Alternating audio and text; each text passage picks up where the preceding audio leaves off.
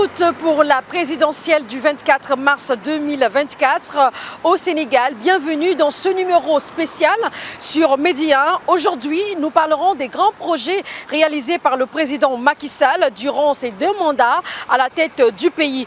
Et pour mieux comprendre la vie des Sénégalais sur le visage du Sénégal émergent, je vous propose de suivre ce focus. Dans la commune de Keur Massar, située à 24 km de Dakar, les changements sont visibles. Ici, on y voit une infrastructure routière majeure.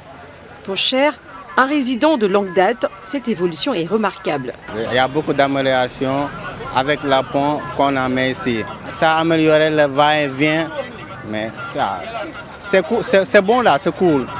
Malik vit dans cette commune depuis son enfance.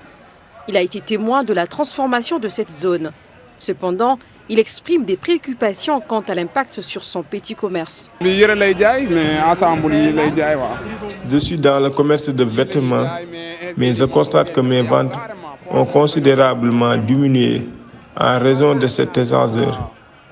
Le plan Sénégal émergent, initié en 2014 par le président Macky Sall, représente une stratégie de développement socio-économique ambitieuse visant à propulser le Sénégal vers le statut de pays émergent d'ici 2035.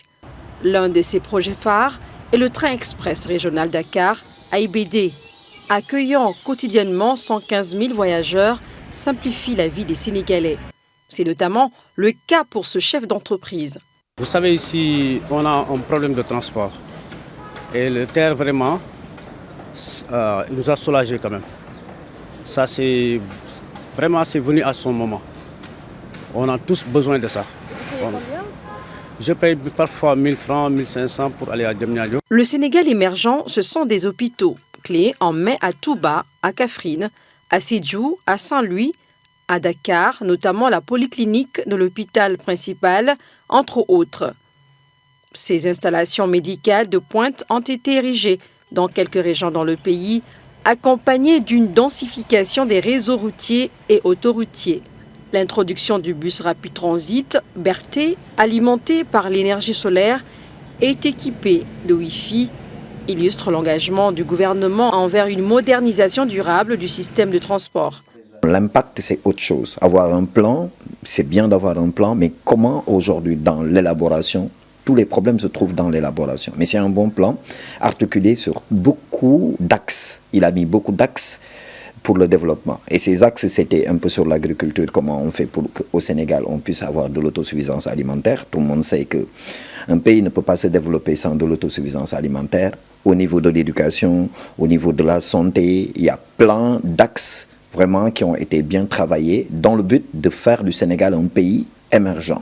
Mamadou Samb souligne l'importance pour les Sénégalais de protéger ces acquis, fruits d'années d'efforts et d'investissements. En fait, qu'on le veuille ou non, c'est un legs. Ça appartient aux Sénégalais, ça leur appartient. Qu'on veuille, qu'on ne veuille pas, c'est fini, l'investissement a été fait.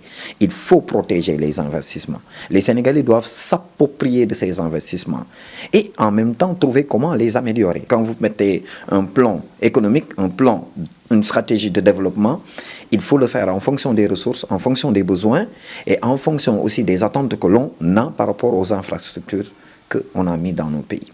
Sur le plan international, le Sénégal jouit d'une reconnaissance diplomatique appréciable, souvent engagé dans des missions de médiation et de maintien de la paix. Le régime de Macky Sall a fait énormément de travail, avec même des rapprochements qu'il y a eu avec d'autres États.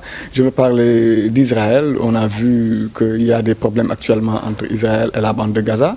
Il y a eu beaucoup de démarches qui ont été entreprises par le régime de Macky Sall, vraiment pour essayer de ramifier les liens, essayer de ramener la paix au niveau de cette zone-là, mais aussi je veux parler de l'ouverture du consulat de Dakhla au niveau du Maroc. Le discours du président Macky Sall en décembre dernier a mis en lumière l'ampleur des progrès réalisés. Avec un budget national en constante augmentation, le pays investit ainsi dans des divers secteurs productifs, œuvrant ici à la concrétisation progressive de sa vision d'un Sénégal émergent.